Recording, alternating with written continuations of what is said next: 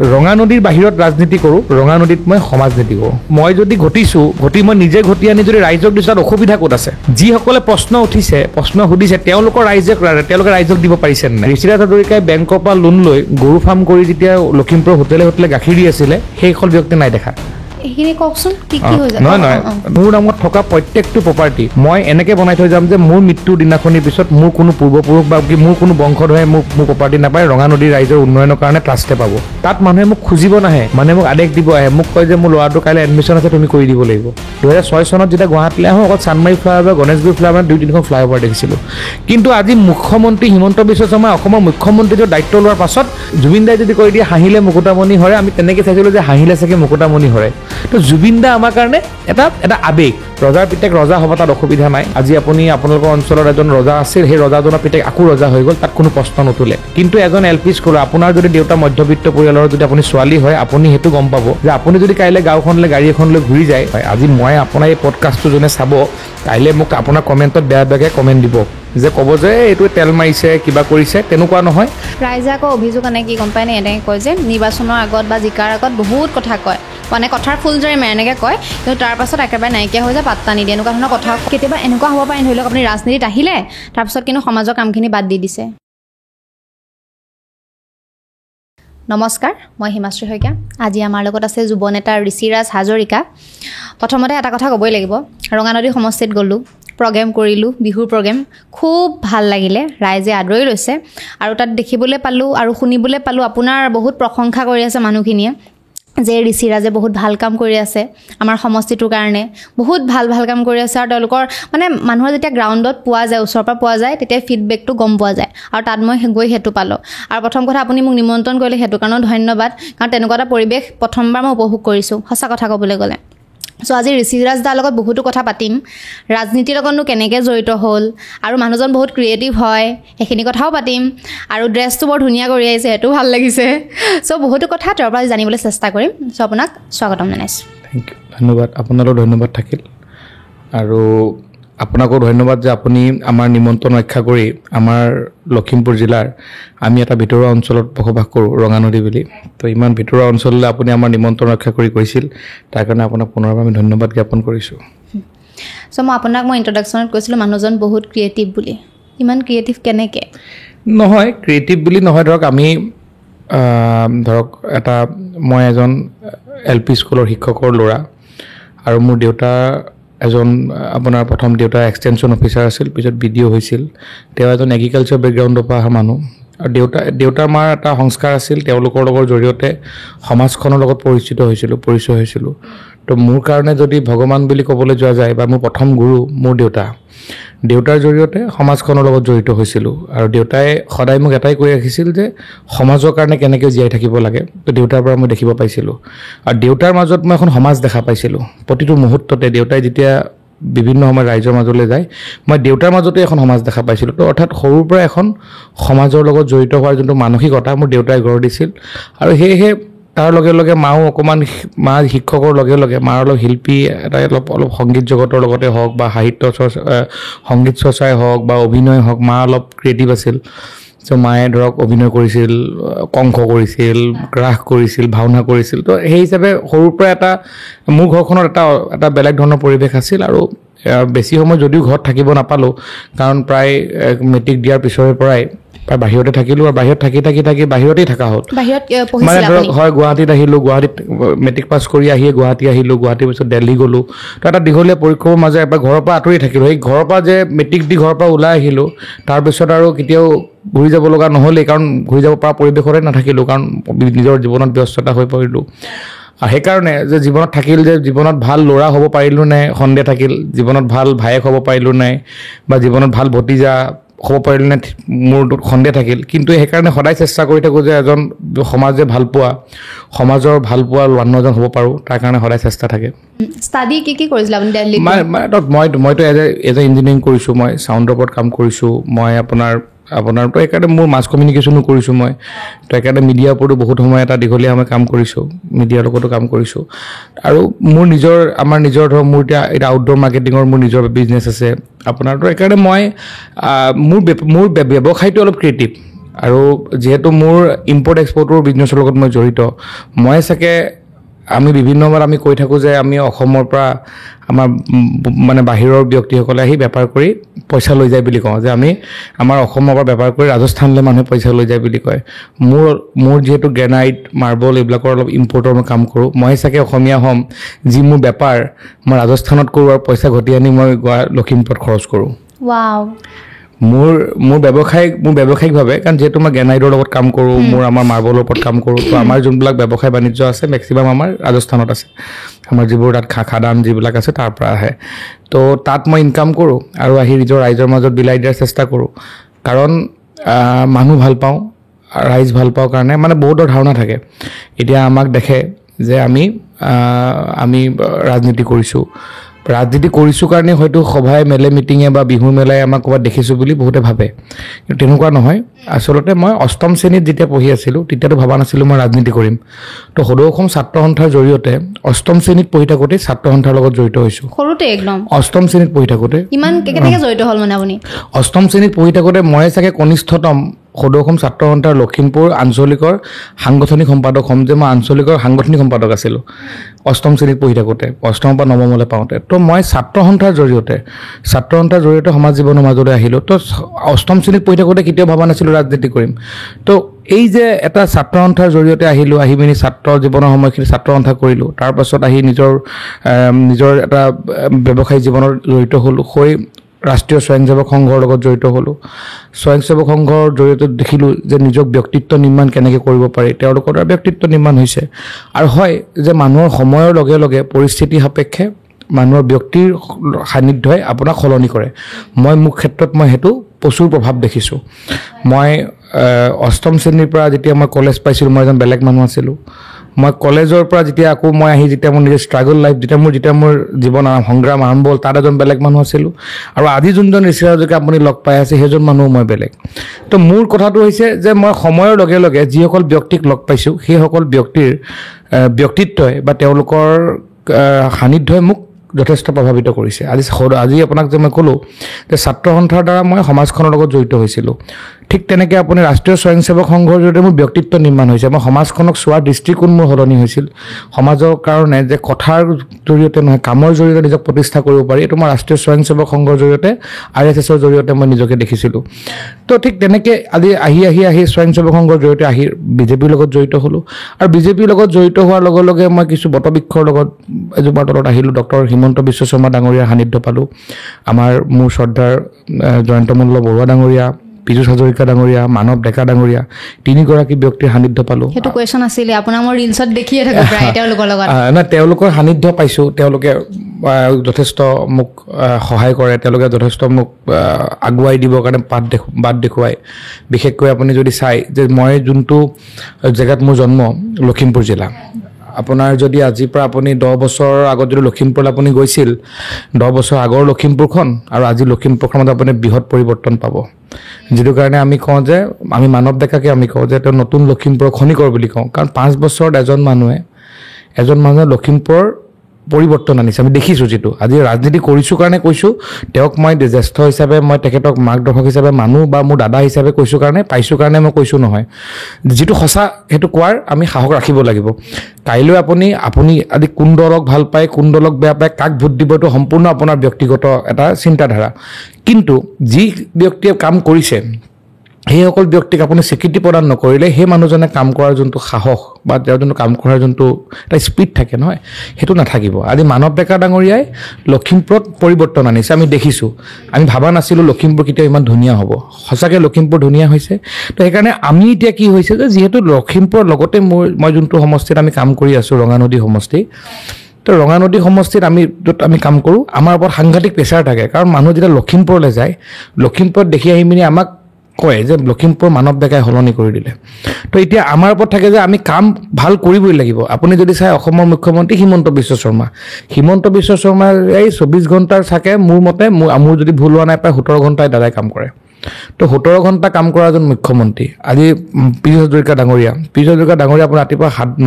8 বজাৰ পৰা আপুনি দেখিব তেওঁ শৰীৰ চৰ্চাৰ পৰা আৰম্ভ কৰি একেবাৰে দৈনন্দিন জীৱনত ইমান এক্টিভলি তেওঁলোক ব্যস্ত হৈ থাকে আজি জয়ন্ত মল্ল বৰুৱা ডাঙৰীয়া আমি অকল তেওঁলোকৰ মুখত কামেই শুনো এইসকল ব্যক্তিক ইমান ওচৰৰ পৰা পাওঁ কাৰণ কেতিয়াবাতো এনেকুৱা থাকে যে দিনটোত 12 ঘণ্টাও লগ পাওঁ কিন্তু 12 ঘণ্টা সময় কোনোদিন হাক মানে আপুনি সাধাৰণ কথা মানে যিবোৰ নৰ্মেলি আমি কথা পাতো 12 ঘণ্টা সময় লগ পালে আমি কি কথা পাতিম হাক ভাত খোৱা কিবা খোৱা তেওঁলোকৰ মুখৰ পৰা মই তেনেকুৱা কথা নুশুনোৱে কথাবোৰ ধৰক আজি ক'ত ৰাস্তা হ'ব লাগে ক'ৰবাত হস্পিটেল হ'ব লাগে ক'ৰবাত জেজেমৰ পানী কাম হ'ব লাগে ক'ৰবাত আপোনাৰ আমাৰ ৱাটাৰ ৰিচোৰ্চৰ মাথাৰি ক'ত কাম হৈছে তো তেওঁলোক আচলতে যোনটো আমি কওঁ যে তেওঁলোকে সঁচাকেই কাম কৰিবৰ কাৰণে যে এইসকল ব্যক্তিৰ জন্ম হৈছিল এনেকুৱা মোৰ ধাৰণা হয় আজি মই আপোনাৰ এই পডকাষ্টটো যোনে চাব কাইলৈ মোক আপোনাৰ কমেণ্টত বেয়াকৈ কমেণ্ট দিব যে ক'ব যে এইটো তেল মাৰিছে কিবা কৰিছে তেনেকুৱা নহয় যে আমাৰ সঁচা কথা কোৱাৰ সাহস আছে আৰু সেইকাৰণে মই কৈছোঁ যে এনেকুৱা ধৰণৰ এইসকল নেতাক দেখি আমি ৰাজনীতি কৰিবলৈ আগবাঢ়ি আহিছোঁ আৰু সেইকাৰণে আমিও এইটো একদম স্পষ্ট কৰি আহিছোঁ যে আমি কাম কৰিব লাগিব কাৰণ আমাৰ যিসকল নেতাই আজি মই আপোনাক ক'লোঁ ন হিমন্ত বিশ্ব শৰ্মা ডাঙৰীয়াৰ দৰে ব্যক্তিৰ অসমত মুখ্যমন্ত্ৰী হোৱাৰ পাছত ইয়াত কোনো নেতাই মই আপোনাক অকল বিজেপি বুলি কোৱা নাই কংগ্ৰেছে হওক AIDF হওক ৰাইজৰ দলে হওক অসম জাতীয় পৰিষদ যোনেই নহওক তেওঁলোকে কথাৰ ফুলজাৰি মাৰি কোনো শাসনত আহিব নোৱাৰে ৰাইজক কাম লাগিব ৰাইজক ৰিজাল্ট লাগিব আৰু সেই ৰিজাল্ট যোনেই দিব পাৰিব ৰাইজ তেওঁৰ লগত থাকিব আৰু তাৰ আপুনি ৰিজাল্ট আপুনি লাহে লাহে দেখিছে চামগুৰি নিৰ্বাচন হ'ল আগতে মানুহে কৈছিলে যে সংখ্যালঘু ৰাইজ বিজেপি পক্ষত নাথাকে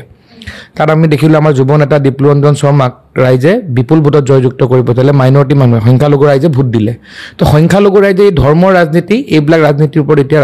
ৰাইজে ধৰ্মৰ ওপৰত কথা পতা মানুহক ভাল নাপায় এতিয়া ৰাইজে উন্নয়ন বিচাৰে আৰু সেই উন্নয়ন যদি বিজেপিৰ জৰিয়তে হওক বা যদি হ'ব পাৰে ৰাইজে ল'বলৈ প্ৰস্তুত আছে ৰাইজক উন্নয়ন লাগে কাৰণ আপুনি আজি যুৱ প্ৰজন্মক প্ৰতিনিধিত্ব কৰে আমি যুৱ প্ৰজন্মক প্ৰতিনিধিত্ব কৰোঁ আমাক কি লাগে আমাক কাম লাগে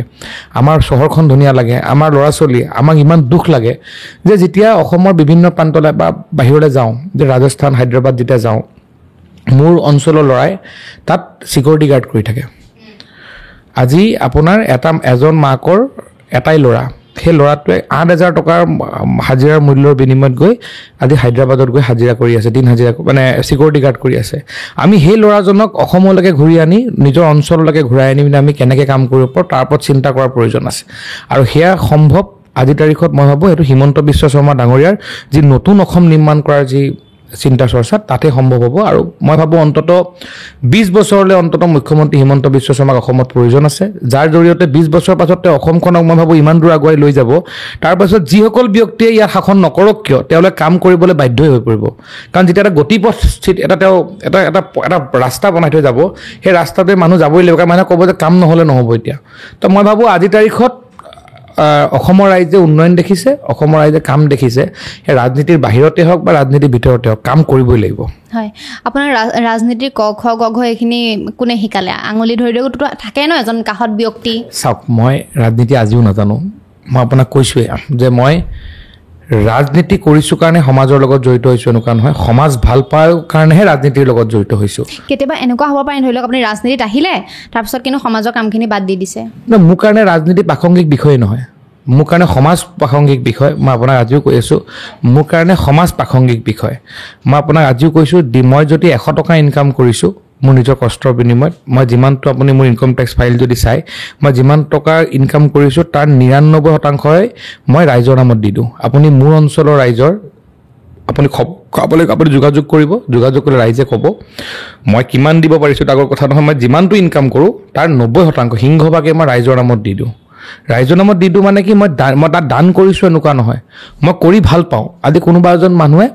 ভাল গাড়ী এখন চলাই ভাল পায় কোনোবা এজন মানুহে ভাল ঘৰ এটা বনাই ভাল পায় ঠিক আছে কোনোবা এজন মানুহে ভাল কাপোৰ এযোৰ পিন্ধি ভাল পায় তেওঁৰ চখ থাকে মোৰ তেনেকৈ এটা চখ আছে যে মই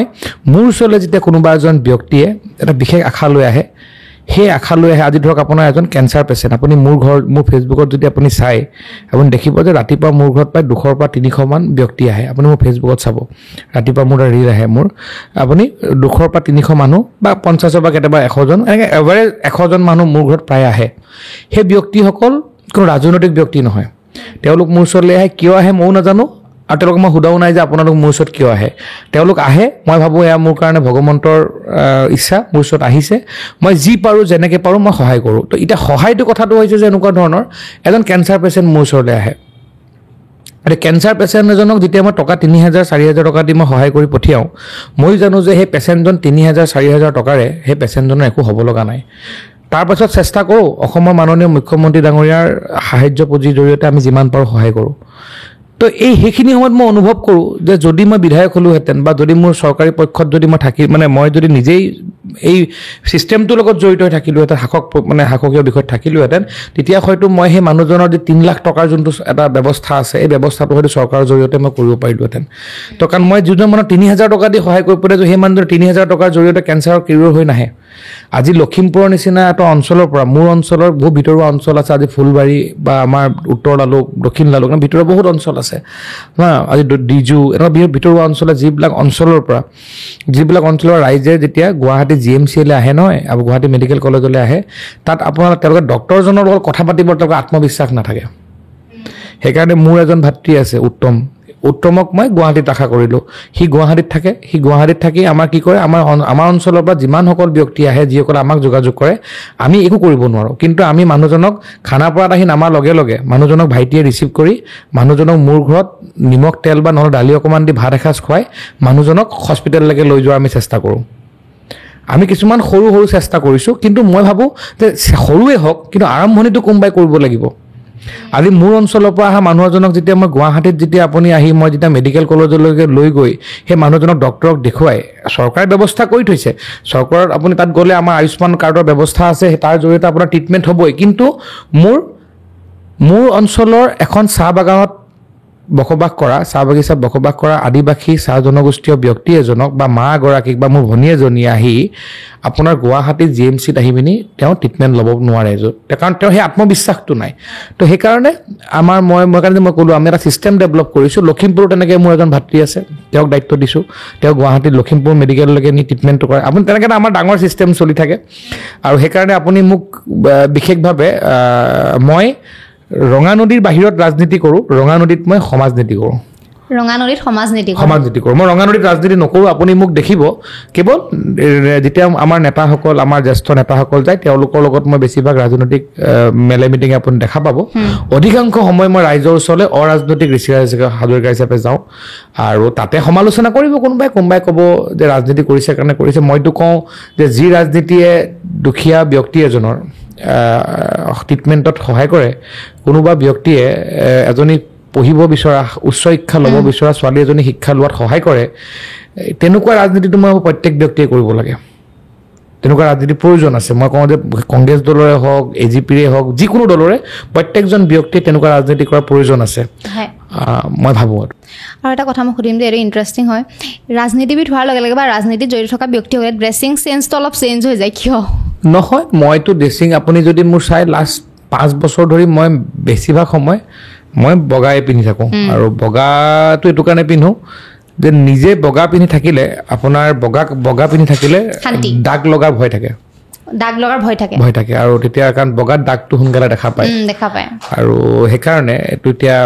কোনে কেনেকৈ ভাবে মই নাজানো মোৰ দৃষ্টিত মই চেষ্টা কৰোঁ যে মোৰ কাপোৰযোৰ যাতে সোনকালে লেতেৰা নহয় ঠিক তেনেকৈ মোৰ ব্যক্তিত্বটো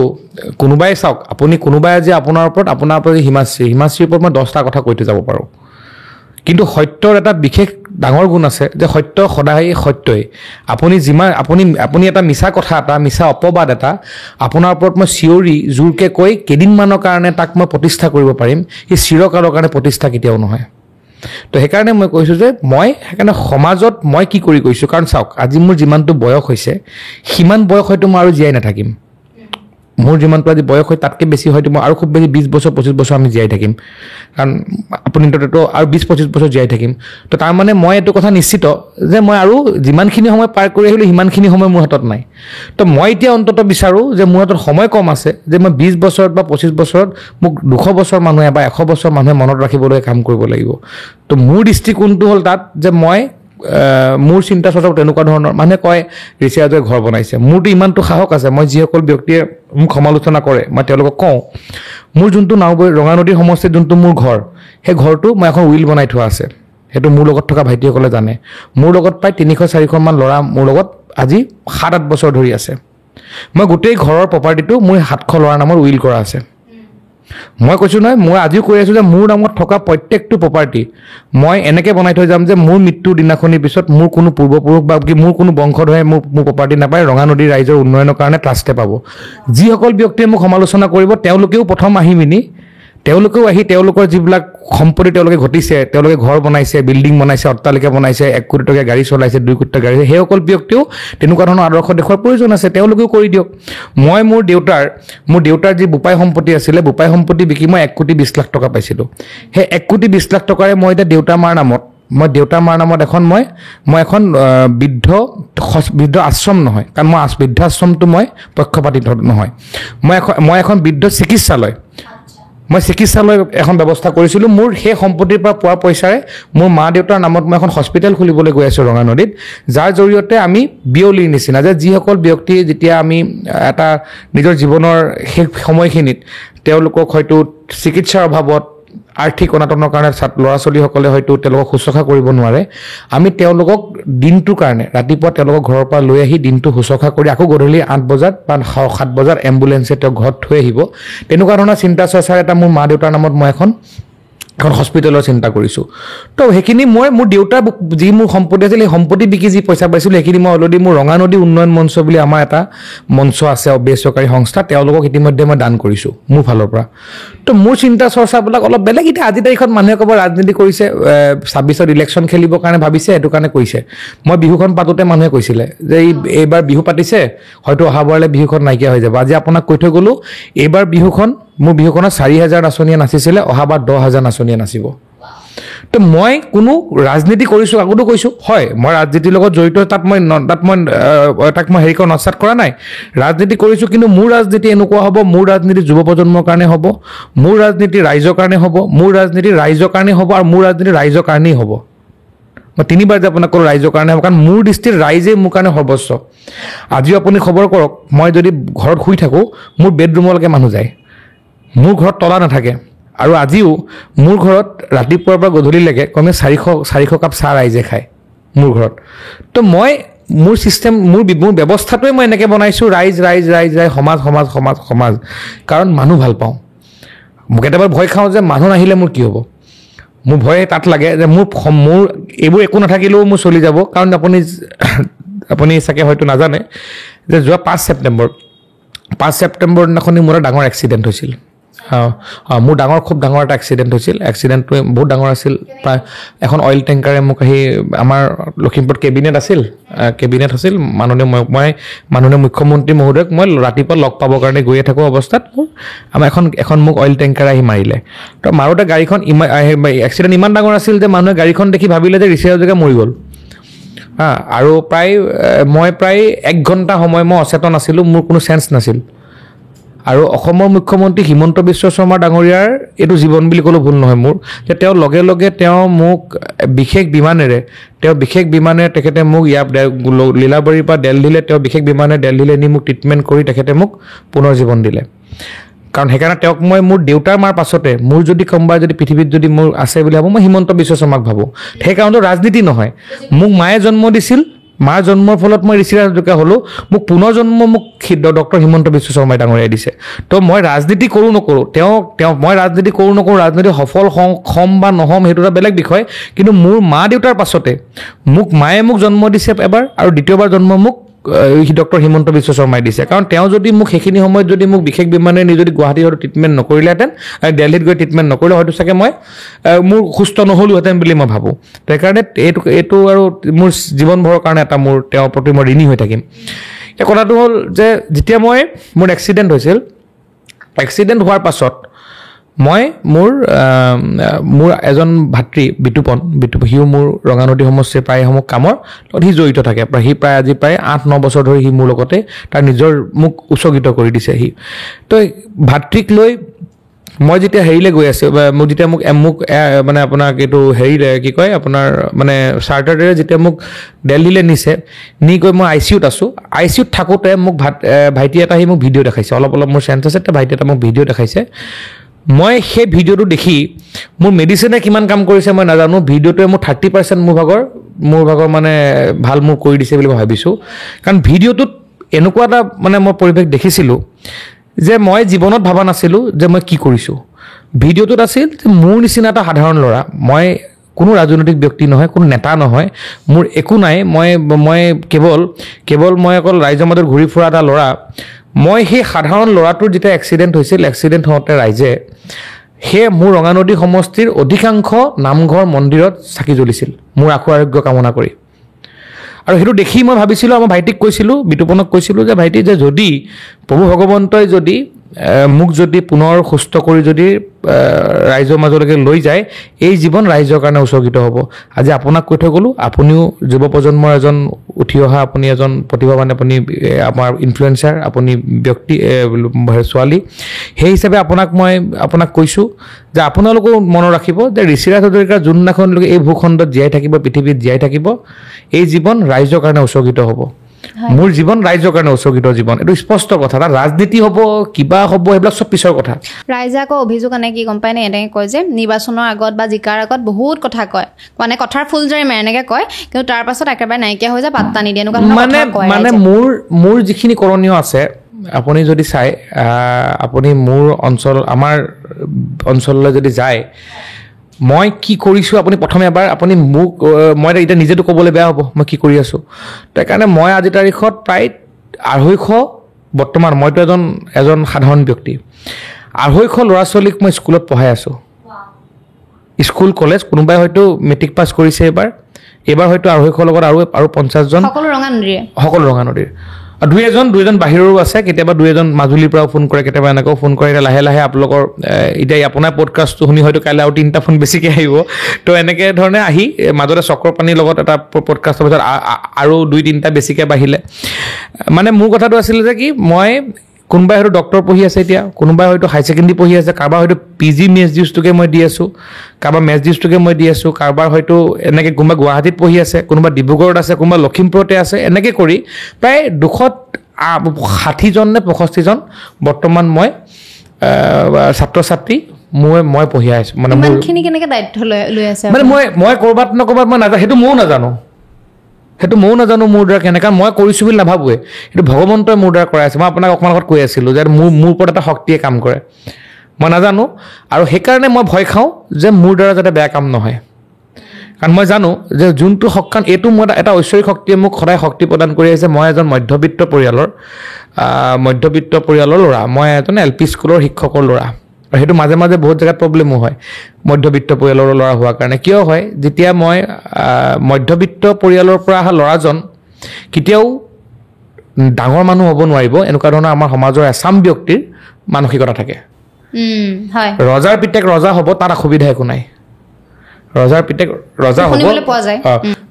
ৰজা হ'ব তাত অসুবিধা নাই আজি আপোনালোকৰ অঞ্চলত এজন ৰজা আছিল সেই ৰজাজনৰ পিতেক আকৌ ৰজা হৈ গ'ল তাত কোনো প্ৰশ্ন নুতুলে কিন্তু এজন LP স্কুলৰ আপোনাৰ যদি দেউতা মধ্যবিত্ত পৰিয়ালৰ যদি আপুনি ছোৱালী হয় আপুনি সেইটো গম পাব যে আপুনি যদি কাইলৈ গাঁওখনলৈ গাড়ী এখন লৈ যায় মানে 10টা প্ৰশ্ন কৰিব ক'ত পালে পইচা কিবা 2 নম্বৰ কামটা চাই কৰিছে কিন্তু সেই প্ৰশ্নটোৱে যদি আপোনাৰ অঞ্চলৰ ৰজা যাক আমি এজন ধনী ব্যক্তি বুলি ভাবোঁ মানে এজন সম্ভ্ৰান্ত পৰিয়ালৰ ব্যক্তিবিলাক তেওঁক সেই প্ৰশ্নটো কোনো নুসুধে তো আমাৰ ক্ষেত্ৰত কেতিয়াবা এনেকুৱা হয়ও যে আজিৰ পৰা 10 বছৰ আগতো 20 বছৰ আগতো ঋষিৰাজ হাজৰিকা সাধাৰণ ল'ৰা আছিলে এইটো LP স্কুলৰ মাষ্টৰ পিতেকে আছিলে ই কেনেকৈ উন্নতি কৰিলে ই কেনেকৈ এইটো কিবা চাগে বেয়াই কৰিছে কিন্তু ঋষিৰাজ হাজৰিকাৰ আজিৰ পজিশ্যনটো চবেই দেখিছে ঋষিৰাজ হাজৰিকাই বেংকৰ পৰা লোন লৈ গৰু ফাৰ্ম কৰি যেতিয়া লখিমপুৰৰ হোটেলে গাখীৰ দি আছিলে সেইসকল ব্যক্তি নাই দেখা এইখিনি কওকচোন কি হৈ যায় নহয় মানুহে কথাটো হৈছে যে যেতিয়া মই লখিমপুৰত এখন ৰাজস্থান হোটেল বুলি হোটেল আছে আজি নাম কৈছোঁ মই ৰাজস্থান হোটেলত মই নিজৰ বাইকত মই যেতিয়া মই ইঞ্জিনিয়াৰিং পাছ কৰি মই দিল্লীৰ পৰা আহিছোঁ মই নিজে মোৰ বাইকত মই দুইফালে 2টা গাখীৰৰ টেমা লৈ হোটেলখনো আছে হোটেলখনৰ মালিকক গৈ সুধিব পাৰে মোৰ বাইকখনৰ দুইফালে 2টা মই গাখীৰৰ টেমা লগাই মই গাখীৰ দিবলৈ যাওঁ মই গাখীৰ নিজে গৈ মই গৰু ঘাঁহ কাটি মই গৰুক ঘাঁহ খুৱাই মই বেংকৰ পৰা লোন লৈ সেইটো সময়ত বেংকৰ পৰা 5 লাখ টকা লোন লৈ মই বেংকৰ লোনেৰে মই গৰুৰ ফাৰ্ম খুলি গাখীৰ বিকিছোঁ মই গাহৰি ফাৰ্ম কৰিছোঁ তাৰ পাছত আহি তো মই নিজে এগ্ৰিকালচাৰৰ জৰিয়তে জড়িত হৈছোঁ মই বিভিন্ন ব্যক্তি লগ পাইছোঁ কৃষিৰ জৰিয়তে মই এজন মেণ্টৰ পাইছোঁ তো তেওঁৰ জৰিয়তে মোৰ এখন বহল সমাজ পালোঁ যে আমি সেই সময়ৰ কেন্দ্ৰীয় মন্ত্ৰী সুৰেশ প্ৰভু ডাঙৰীয়া তো সুৰেশ প্ৰভু ডাঙৰীয়াৰ মোৰ জীৱনত বহুত প্ৰভাৱ আছে আজিও আপুনি তেওঁলোকতো বিদগ্ধ পণ্ডিত কাৰণ তেওঁ 5 বাৰকৈ কেন্দ্ৰীয় মন্ত্ৰী আৰু প্ৰায় 7 বাৰ তেওঁৰ সাংসদ আজিও যেতিয়া মোক তেওঁৰ লগত মই কথা পাতোঁ তেখেতে মোৰ ফোনটো এবাৰতে উঠাই অহা বেটা বল বুলি কয় চ' তেওঁলোক সেইসকল ব্যক্তিৰ মই সান্নিধ্য পাইছোঁ এতিয়া মই কথাটো কোনটো ক'ব বিচাৰিছোঁ যে ব্যক্তিয়ে যেতিয়া আপুনি আজি হিমাশ্ৰী হিচাপে যেতিয়া আপুনি পপুলাৰ হৈছে সেই হিমাশ্ৰীগৰাকীক সমালোচনা কৰাটো একেবাৰে সহজ কিন্তু আজিৰ পৰা 10 বছৰ আপুনি অতি কৈছে আপুনি মাছ কমিউনিকেশ্যন কৰিছে আপুনি কোনোবা চেনেলত কাম কৰিছে সেই ছোৱালীজনীৰ এই যাত্ৰাটোত কথা কোনো আলোচনা নকৰে যে মাজত আজি হিমাশ্ৰীজনীক সমালোচনা কৰাটো মোৰ কাৰণে মানে সাধাৰণ কথা যে আপুনি টিভিত ওলাইছে এই মোক কৈ তামুক কৰিছে আজি ঋষিৰাজ হাজৰিকাক সমালোচনা কৰিছে ই ক'ৰ পৰা দিছে কি কৰিছে মই ক'ৰ পৰা দিছোঁ প্ৰশ্ন উঠিছে কিন্তু মই দিছোঁতো ৰাইজক দিছোঁ মই যদি ঘটি মই নিজে ঘটি আনি যদি ৰাইজক দিছোঁ তাত অসুবিধা ক'ত আছে যিসকলে প্ৰশ্ন সুধিছে তেওঁলোকে ৰাইজক দিব পাৰিছে নাই আজি যিসকল ব্যক্তি মইতো ৰাজনেতা এনেকুৱা দেখিছোঁ নেতা ডাঙৰ নেতা দেখিছোঁ যি নেতাই 2 কোটি টকা গাড়ী চলায় 1 কোটি টকা গাড়ী চলায় সেইসকল ব্যক্তি মোক আজি প্ৰশ্ন সুধিলে মই উত্তৰ দিম নেকি যে আপুনি ৰাইজক কিয় দিছে মই ৰাইজক দিব দিছোঁ তুমিও দিয়া মইতো ৰাইজক দিয়াত বাধা নাই কিন্তু মই ক'ৰ পৰা দিছোঁ এই প্ৰশ্নটো এতিয়া মই বহুতে কৈ দিছে যে ডাঙৰ ঘৰ বনাইছে এই ঘৰ বনোৱাত প্ৰব্লেম ক'ত আছে আজি মই ভালকৈ থকাত প্ৰব্লেম ক'ত আছে মই কাইলৈ আজি মই ইনকম টেক্স ফাইল মই ইনকম টেক্স পে' কৰিছোঁ মই কাইলৈ ঘৰ এটা বনোৱাৰ আগত মই কি পেচমিট দিম নেকি যে মই কাইলৈ ডাঙৰ ঘৰ এটা বনাম এইটো মই ইনকম টেক্স ফাইল মই পেচমিট দিব যাম নেকি তো মোৰ কথাটো হ'ল যে মই কৰিছোঁ মই য'ত যি কৰিবলৈ কৰিছোঁ তাত কাম কৰি মিনি মই উন্নতি কৰিছোঁ উন্নতিৰ পৰা মই যি ঘটিছোঁ যদি মই 100 টকা ঘটিছোঁ আজি মই আপোনাক ক'ব পাৰোঁ যে মই 100 টকা যদি ঘটিছোঁ 90 টকা মই ৰাইজৰ মাজত বিলাই দিছোঁ আৰু সেইটো ৰাইজে ক'ব সঁচা ব্যক্তিসকলে ক'ব মোক সমালোচনা কৰা ব্যক্তিসকলে হয়তো কেনেকৈ ক'ব মই নাজানো কাৰণ তেওঁলোকৰ দৃষ্টিততো মই বেয়া হ'ম আপুনি যিমান ভাল কৰিলেওতো মই বেয়া হ'ম আজি তাৰিখত যদি মই বেয়া কাম কৰিছোঁ সেই বেয়া কাম হ'ব যদি মই এজন ল'ৰা ছোৱালীক যদি পঢ়াই থকাটো যদি বেয়া কাম হ'ব পাৰে তেনেকুৱা বেয়া কামটো মই 100 বাৰ কৰিম আজি মই কৈছোঁ নহয় যে মই এটা ঘৰ বনাইছোঁ সেই ঘৰটো মই ৰঙানদী উন্নয়ন মঞ্চৰ নামত ট্ৰাষ্টখনৰ নামত মই উইল কৰি দিছোঁ যিসকল ব্যক্তিয়ে মোক সমালোচনা কৰিব আকৌ মই কৈ আছোঁ যে এদিন আপোনাৰে অনলাইন এটা শ্ব' হওক সেই শ্ব'ত সেইসকল ব্যক্তিয়ে হওক তেওঁলোকৰ যিবিলাক সম্পত্তি আছে তেওঁলোকক ৰাইজৰ নামত উৎসৰ্গা কৰি দিয়ক মোৰ ৱেল পেপাৰখনো মই লৈ আহি তেওঁলোক চমজনাই দিওঁ বস্তুবোৰ তেনেকুৱা হওক আপুনি সমালোচনা কৰিব লাগে কাৰণে আমি কাৰোবাক সমালোচনা কৰিম কাৰোবাক গালি পাৰিব লাগে কাৰণে গালি পাৰিম ল'ৰা এজনে ৰাইজৰ কাম কৰিছে কাৰণে কাইলৈ ই MLA হৈ যাব কাৰণে গালি পাৰিম নহ'ব মোৰ কথা হ'ল আমি যুৱ প্ৰজন্মৰ আমি প্ৰতিনিধিত্ব কৰিছোঁ আমি পৃথিৱীত মানুহ হিচাপে যেতিয়া জন্ম হৈছোঁ আমাৰ পৰিৱৰ্তনৰ কাৰণে আমি জন্ম হৈছোঁ আমি ৰাইজক এটা নতুনত্ব যিসকল ব্যক্তিয়ে আগতে ৰাজনীতি কৰিছে তেওঁলোকে যেনে কৰিছে তেওঁলোকক মই সমালোচনা কৰিব নাই যোৱা কিন্তু মই তেওঁলোকৰ ভালখিনিক মই লৈ আজিৰ যুৱ প্ৰজন্মই আমি কেনেকৈ ধৰণে এখন নতুন অসম বিচাৰোঁ আজি হিমন্ত বিশ্ব শৰ্মাই নতুন অসমক আপুনি এটা সময়ত অসমত গুৱাহাটী ক'লে অকল চানমাৰী ফ্লাইঅভাৰখন আছিল আমি নিজে দেখিছোঁ 2006 চনত যেতিয়া গুৱাহাটীলৈ আহোঁ অকল চানমাৰী ফ্লাইঅভাৰ গণেশগুৰি ফ্লাইঅভাৰ 2-3খন ফ্লাইঅভাৰ দেখিছিলোঁ কিন্তু আজি মুখ্যমন্ত্ৰী হিমন্ত বিশ্ব শৰ্মাই অসমৰ মুখ্যমন্ত্ৰীৰ দায়িত্ব লোৱাৰ পাছত আজিৰ তাৰিখত আপোনাৰ ফ্লাইঅভাৰ আমাৰ আজিৰ তাৰিখত গুৱাহাটীৰ চেহেৰা সলনি কৰি দিলে আজি মোৰ লগৰ যেতিয়া মুম্বাইৰ পৰা যেতিয়া মোৰ লগৰবিলাক আহে আমাৰ লগত একেলগে পঢ়া দিল্লীৰ পৰা যেতিয়া সিহঁতি মোক কয় যে গুৱাহাটীখন এনেকুৱা পৰিৱৰ্তন হৈ গ'ল অসম এনেকুৱা ধুনীয়া হ'ল তো অসম এতিয়া উন্নতি পথত গৈছে অসম ধুনীয়া হ'ব ধৰিছে তো মই ভাবোঁ মই হাতযোৰ কৰি মই জনাব বিচাৰোঁ যিসকলে ৰাজনীতি কৰিছে ৰাজনীতি কৰক আপোনালোকে অসমৰ উন্নয়নৰ স্বাৰ্থত ৰাজনীতি কৰক যিসকল আমাৰ ল'ৰা ছোৱালী আমাৰ ভাই ককাই এতিয়া বেংগলোৰ হায়দৰাবাদত গৈ চিকিউৰিটি গাৰ্ড কৰি আছে তেওঁলোকক ঘূৰাই অনাৰ স্বাৰ্থত ৰাজনীতি কৰক এটা ঘৰত আজি যিসকল ৰাইজে আজি যিসকল মায়ে বৃদ্ধাশ্ৰমত পৰি আছে সেই মাসকলক আপোনালোকে আনি আমি কেনেকৈ আকৌ নিজৰ ঘৰলৈকে লৈ যাব পাৰোঁ এখন সুখৰ সংসাৰ আমি দিব পাৰোঁ তাৰ ওপৰত ৰাজনীতি কৰক মই ভাবোঁ ৰাজনীতি তেনেকুৱা হ'ব লাগে কাৰণ মই আপোনাক আগতে ক'লোঁ মই বৃদ্ধাশ্ৰম বেয়া নাপাওঁ কিন্তু মোৰ দৃষ্টিত মই বৃদ্ধাশ্ৰমক মই পক্ষপাতিত্ব নহয় মোৰ কথাটো হ'ল যে মা দেউতা মোৰ কাৰণে ভগৱান আৰু মোৰ দুৰ্ভাগ্য যে মোৰ যিখিনি সময়ত মই মোৰ যিখিনি সময়ত মই অকণমান মোৰ উত্থান বুলি ঠিক নহয় যিখিনি সময়ত মই অলপ কিবা দিব পৰা হ'লোঁ সেই সময়খিনি হয়তো মই মা দেউতাক শুশ্ৰূষা কৰিব নাপালোঁ কাৰণ মা দেউতা পৃথিৱীৰ পৰা নাইকিয়া হৈ গ'ল কিন্তু তাৰ লগে লগে মই ইমান মা দেউতা পালোঁ মই আপোনাকে ক'লোঁ যে যদি মোৰ মা দেউতা জীয়াই থাকিলেহেঁতেন এই মোৰ এক্সিডেণ্টৰ দিনাখনি যি যে আপোনাৰ নামঘৰ মন্দিৰত হয়তো মোৰ মা দেউতাই চাকি দিলেগৈহেঁতেন মইতো মা দেউতা নথকা মোৰ মা দেউতা পৰিয়াল নথকা এটা ল'ৰা মই তো মোৰ কাৰণে চাকি দিবলৈ কোনো নাছিল তো মোৰ ভগৱন্তই মোৰ কৰ্মৰ ফলত মোক ইমানেই মা দেউতা দিলে যে মই যে সেইদিনাখনি মোৰ মা দেউতাসকলে নামঘৰে মন্দিৰে গৈ মোৰ কাৰণে চাকি দিলে তো এতিয়া আপুনি মোক কওক যে মই আপোনাক মই সদায় মোৰ লগত থকা ল'ৰাবিলাকক কওঁ যে চা যদি মই কেতিয়াবা ৰাজনীতিত সফল হৈ যাওঁ মই কাম কৰিব লাগিব কাম নকৰিলে বেলেগৰ কি হয় নহয় নাজানো মই কিন্তু কাম নকৰিলে অভিশাপ লাগিব কাৰণ ৰাইজে মোক মৰম কৰাৰ লগে লগে ৰাইজে মোক আশীৰ্বাদ দিছে আপুনি বিহুত গৈছিল বিহুত আমি 4,000 মানুহক আমি আশীৰ্বাদ 4,000 মানুহক আমি গামোচা পিনাই আশীৰ্বাদ লৈছিলোঁ মোৰ ইচ্ছা আছিল যে 60 ঊৰ্ধৰ এনেকুৱা বহু ব্যক্তি আছে যিসকলক আমি সমাজৰ আগশাৰী ব্যক্তি বুলি কওঁ সেইসকল ব্যক্তিয়ে গামোচা পায় তেওঁলোকক সম্বৰ্ধনা জনোৱা সমাজে বহুতে জনায় কিন্তু বহু ব্যক্তি এনেকুৱা আছে যি সমাজখনৰ কাৰণে নিৰবিচ্ছিন্নভাৱে কাম কৰি গৈছে আজি নামঘৰীয়াজনে নামঘৰত ভগৱন্তৰ সেৱাত আমাৰ গুৰুজনাৰ মহান সৃষ্টিৰ নামত নিজক বিলীন কৰি দিয়ে কিন্তু আমি 60 বছৰৰ সেই 70 বছৰৰ সেই নামঘৰীয়াগৰাকীক আমি কেতিয়াবা চিন্তা কৰিছোঁ না তেওঁক আনি আমি এখন সমাজত আমি পৰিচয় কৰা দি তেখেতৰ কামটো আমি স্বীকৃতি দিছোঁ নাই তো আমাৰ তেনেকুৱা চিন্তা চৰ্চা আছিল আৰু তেনেকুৱা ধৰণৰ আমি 60 ঊৰ্ধৰ প্ৰায় 4,000জন আমাৰ মোৰ দেউতাক মাক আমি মাতি আনি আমি নিমন্ত্ৰণ কৰি আনি এবাৰ ৰঙালী মহোৎসৱত আমি তেওঁলোকক সম্বৰ্ধনা জনাই আমি সেৱা লৈছিলোঁ আৰু মই তেতিয়া কৈছিলোঁ যে জ্যেষ্ঠৰ আশীৰ্বাদ আৰু নতুনৰ সাহস আৰু উদ্যমেৰে এখন নতুন ৰঙানদী হ'ব এখন ৰাজনৈতিক ৰঙানদী হ'ব নহয় মই নাজানো ৰঙানদী উন্নয়ন হ'ব আৰু তাৰ কাৰণে মই নেতা নহম বিষয়বস্তু নহয় মোৰ ৰঙানদীৰ কাৰণে ভাল আজি তাৰিখততো মই MLA নহয় বিধায়ক নহয় মই একো নহয় মোৰ হোৱাৰ প্ৰয়োজনো নাই মইতো আজি ৰঙালী মহোৎসৱ কৰিবৰ কাৰণে যদি এখন ৰঙালী মহোৎসৱে আপুনি যদি দেখিছে যে সেইকেইদিনত আপোনালোকৰ চেনেলতে হওক বা বিভিন্ন ধৰণৰ চেনেলত ইলেক্ট্ৰনিক মানে মাধ্যমে হওক বা ডিজিটেল মাধ্যমতে হওক যে ৰঙানদী হৈ গৈছিল চবৰ মোবাইলে ৰিলত কেৱল সেই ৰঙানদীৰ বিহুৰ কথা আছিল এখন ৰঙানদী বিহুৱে যদি ৰঙানদীক যদি অসমৰ ওচৰত প্ৰতিষ্ঠা কৰিব পাৰে তেনেকুৱা 10খন ৰঙালী মহোৎসৱেতো আমাক দেশত প্ৰতিষ্ঠা কৰিব তো মইতো প্ৰত্যেকজন মোক বেয়া পোৱা জ্যেষ্ঠ ব্যক্তি যিসকলে ৰাজনীতি কৰে তেওঁলোকতো মই অনুৰোধ জনাওঁ যে তেনেকুৱা 10খন ৰঙালী মহোৎসৱ হ'ব লাগে মোৰ বিহু আমি কৰা কামবোৰক সমালোচনা কৰাতকৈ প্ৰশংসা কৰিব নালাগে কিন্তু তেনেকুৱা কাম প্ৰশংসা কৰা আপোনালোকে সমালোচনা কৰাৰ লগে লগে আপোনালোকে তেনেকুৱা কাম 10জনে কৰক তেতিয়া কৰিলে কি হ'ব তেতিয়া আমাৰ কাম হ'ব কাৰণ আজি যেনিবা মই আপোনাৰ ইয়াত বহি মই মোৰ বিৰোধীসকলক গালিয়ে পাৰি থাকোঁ তাৰপৰা ৰাইজৰ কিবা লাভ হ'ব লগা আছে নেকি তাত থাকি এতিয়া আমাৰ কি হয় আমাৰ ৰঙানদী সমষ্টিত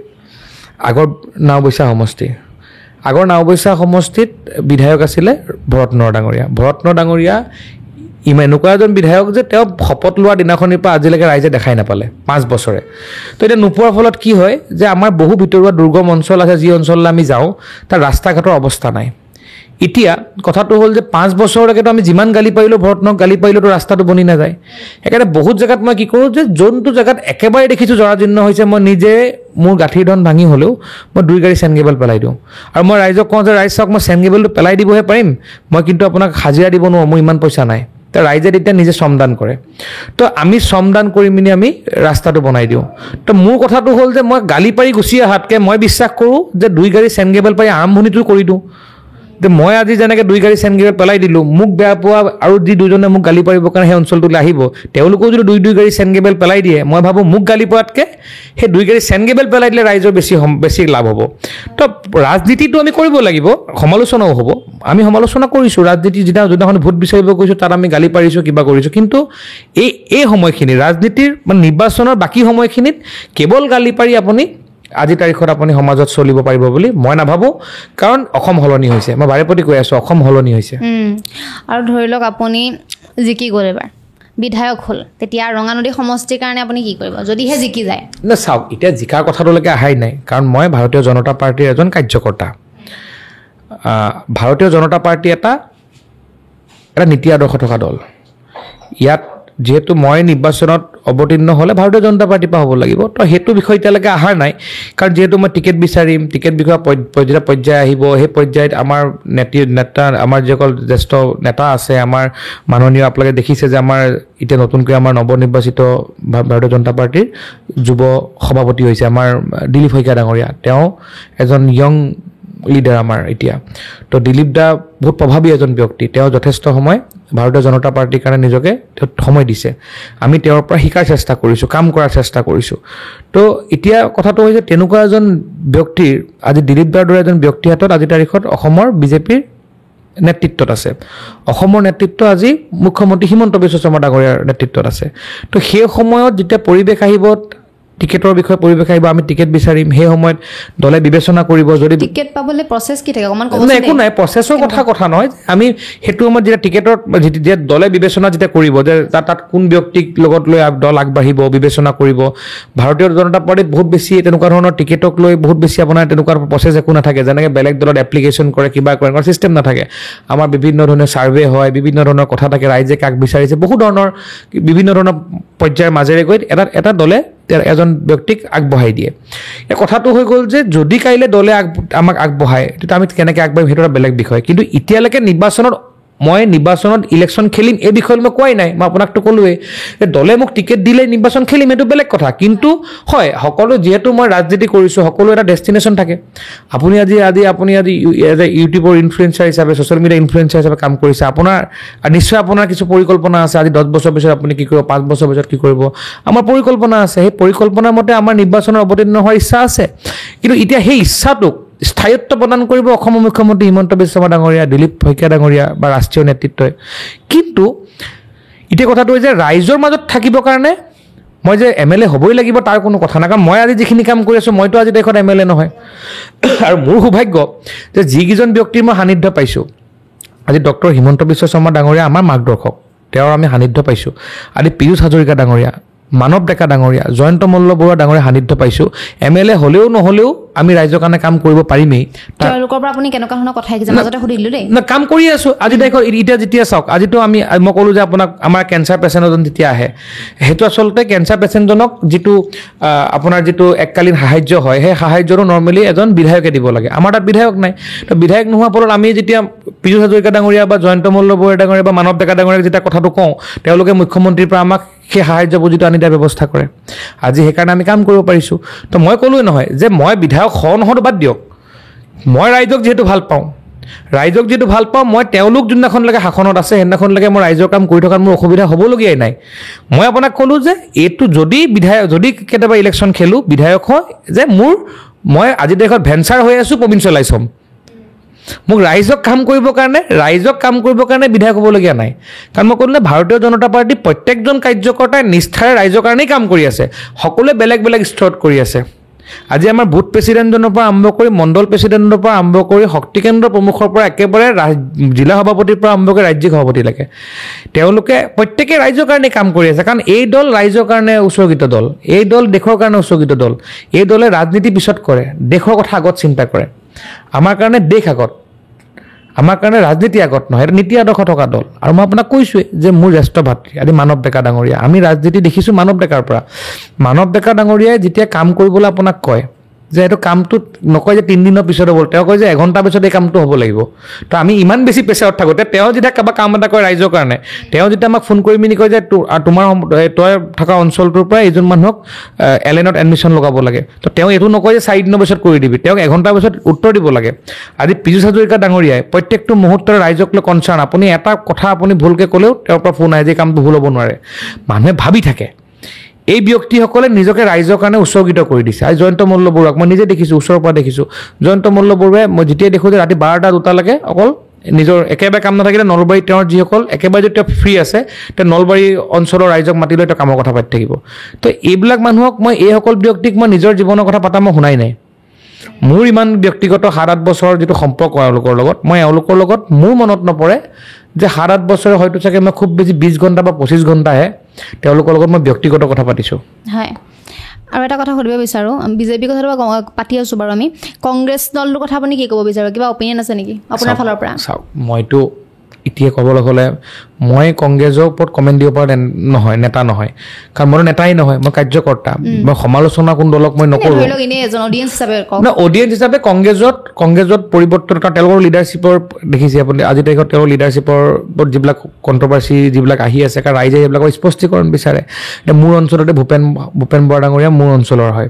আমি একে অঞ্চলৰে, তেখেতৰ যোনটো গৃহ সমষ্টি গৃহ ZPC মোৰ একেই, মোটামুটি আমি একেবাৰে ৰাস্তাৰ ইপাৰ এবাৰ আমাৰ ঘৰ। তো মই ভাবোঁ ভূপেন দাৰ বয়স চাগে 50 বছৰ উৰ্ধত হ'ব, মই যিমানটো মই নাজানো। মই মোৰ জীৱনৰ 8 বছৰ, মই 2016 চনৰ শেষত, মই 17 চনত মই ৰঙানদীলৈ গৈছোঁ মানে কাম কৰিম বুলি। মোৰ যোনটো বয়স, মোৰ বয়স আজি এতিয়া 36, এবাৰ 37 সোমাইছে। তো মোৰ 37 বছৰ বয়সৰ মই 8 বছৰ অকল ৰঙানদীৰ কাৰণে কাম কৰিছোঁ। বাকী সময়খিনি পঢ়া শুনা মোৰ জীৱনৰ যিখিনি সময় গ'ল, বাকী 7 বছৰ সময় ৰাইজৰ কাৰণে কৰিছোঁ। সেই প্ৰশ্নটো যদি মই ভূপেন দাক সোধোঁ যে ভূপেন দা আপোনাৰ জীৱনৰ 50 বছৰ বয়সৰ আপুনি আপোনাৰ জন্ম গাঁওখনৰ কাৰণে আপুনি কিমান বছৰ দিলে, তেতিয়া মই ভাবোঁ তেওঁৰ ওচৰত চাগে উত্তৰ নাথাকিব, কাৰণ ৰাইজেতো কেতিয়াবা হিচাপ বিচাৰিব। কাৰণ মোৰ যেনেকৈ মই ভাবোঁ মোৰ মৃত্যু ৰঙানদীত হ'ব, তো মই ভাবোঁ তেওঁলোকেও চাগে শেষৰ দিনকেইটাত চাগে গাঁৱলৈকে ঘূৰি যাব। মইতো শুনিবলৈ পাইছোঁ তেওঁ লাহেকৈ গাঁৱলৈ ঘূৰি গৈছে বুলি মই শুনিব পাৰিছোঁ, মই নাজানো, কাৰণ তেওঁলোক ডাঙৰ নেতা, আমিতো আৰু তেওঁলোকৰ কথা ইমান নাজানো, আমিতো কাৰ্যকৰ্তা। তো মোৰ কথা হ'ল যে মই মোৰ 37 বছৰ বয়সৰ এতিয়া 36 বছৰ এক কৰি মই 37 বছৰত ভৰি দিছোঁ। তো 37 বছৰ বয়সৰ মই 7 বছৰ, মানে 30 বছৰটো মানুহৰ ধৰক আমাৰ পঢ়া শুনা ষ্ট্ৰাগল লাইফ এইখিনি পাৰ হৈ গুচি যায়। তো মই মোৰ 7 বছৰ ইতিমধ্যে অকল মই ৰাইজৰ মাজতে আছোঁ। আপুনি 2017 চনৰ পৰা ফেচবুক চাই থাকক, আপুনি মই ৰাইজৰ মাজত আছোঁ, যি কৰিছোঁ ৰাইজৰ কাৰণে কৰিছোঁ, ৰাইজৰ সন্মুখত এতিয়ালৈকে ৰাইজৰ মাজত যি আছে ৰাইজৰ মাজত আছে। আপুনি সেইটো ৰাইজক সুধিব, প্ৰায় 12,000 পৰা 13,000 মানুহৰ ঘৰলৈকে গৈছোঁ। আৰু আপুনি বহুতো ঘৰ বনাইছে বুলি কৈছে, এতিয়ালৈকে কিমান? মই নাই কোৱা, মইতো কোৱাই ঘৰটো মই বনাব পাৰোঁ নেকি, ভগৱানে কৰিছে, মই কেৱল মাধ্যম। মই কৈ থাকোঁ যে মই আপোনাক এইমাত্ৰ কৈ আছিলোঁ যে মই নিজেও নাজানো এইবিলাক কেনেকৈ হয়, 250 মানুহ মই পঢ়াব পাৰোঁ নেকি, মোৰ সাধ্য আছে নেকি? মই ভাবোঁ যে মই এটা মাধ্যম, মোক প্ৰভু ভগৱন্তই আদেশ দিছে, সেই আদেশ মই পালন কৰিব লাগে। কেনেকৈ হ'ব তেওঁৰ কাম, যোনদিনাখনলৈকে পাৰি আছোঁ সেয়া সহায় কৰি আছোঁ, যোনদিনাখনি নোৱাৰিম নমস্কাৰ এটা দি তামোল পাণ দি আঁতৰি দিম। আপুনি ভগৱানৰ কথা কৈ আছে, আৰু মোক অথনিও কৈ আছিলে যে এটা শক্তি আছে যিটোৱে মোক মানে সদায় হেল্প কৰি থাকে, সহায় কৰে। মই এটা মোৰ মা দেউতা নথকা এটা মই ল'ৰা, মোৰ সদায়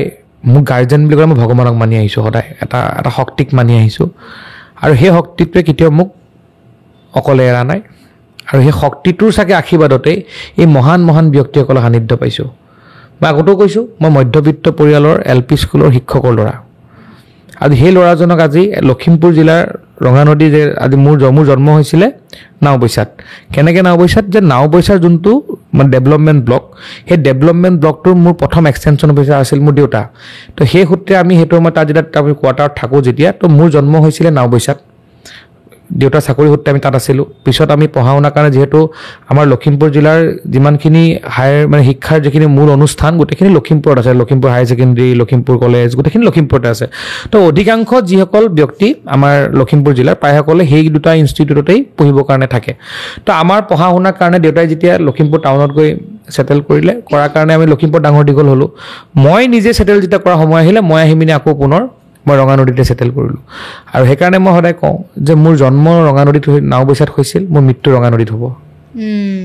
আৰু আপুনি যে কৈছে ভগৱানক খুব মানুহ বুলি, কোনজন ভগৱানক আপুনি মানে? চাওক, মই মা কামাখ্যাৰ মোৰ ওপৰত অত্যন্ত আশীৰ্বাদ আছে, মা ভাগৱতীৰ মোৰ ওপৰত বহুত কৃপা আছে। মই মা ভাগৱতীৰ সাধনাত মই জড়িত হৈ থাকোঁ, লাগি থাকোঁ। আৰু আপুনি মোৰ যোনটো বয়স, নৰ্মেলি মোৰ বয়সৰ ল'ৰা এজনে যেতিয়া ফুৰিবলৈ যায়, নৰ্মেলি ডেষ্টিনেশ্যনবিলাক গোৱা হয়, এনেকুৱা ধৰণৰ হয়। মই বছৰত প্ৰায় তেনেকৈ ধৰণে ফুৰিবলৈ প্ৰায় 10 বা 20 জেগাত যাওঁ। কিন্তু 20 জেগাতেই মই মেক্সিমাম হয় অকল মোৰ মেক্সিমাম যিমান মই ফ্লাই কৰোঁ সেইটো ৰাজনীতিৰ কাৰণে হয়, নহ'লে ভগৱানৰ তৰৰ কাৰণে যাওঁ। অসমৰ 12 ভাগ জ্যোতিৰ্লিংগৰ প্ৰায় 6 ভাগ জ্যোতিৰ্লিংগ ইতিমধ্যে গ'লোঁ, আৰু ইচ্ছা আছে আৰু জীৱিত অৱস্থাত 6 ভাগ সোনকালে শেষ কৰিবলৈ। 52 শক্তিপীঠৰ প্ৰায় 10ৰ পৰা 15খন শক্তিপীঠ এতিয়ালৈকে গ'লোঁ। ইচ্ছা থাকিব জীৱিত কালত 52খন শক্তিপীঠ এজন সনাতনী হিন্দু যুৱক হিচাপে সেইখিনি দৰ্শন কৰাৰ। তো 4 ধামৰ 2 ধাম ইতিমধ্যে কমপ্লিট হৈছে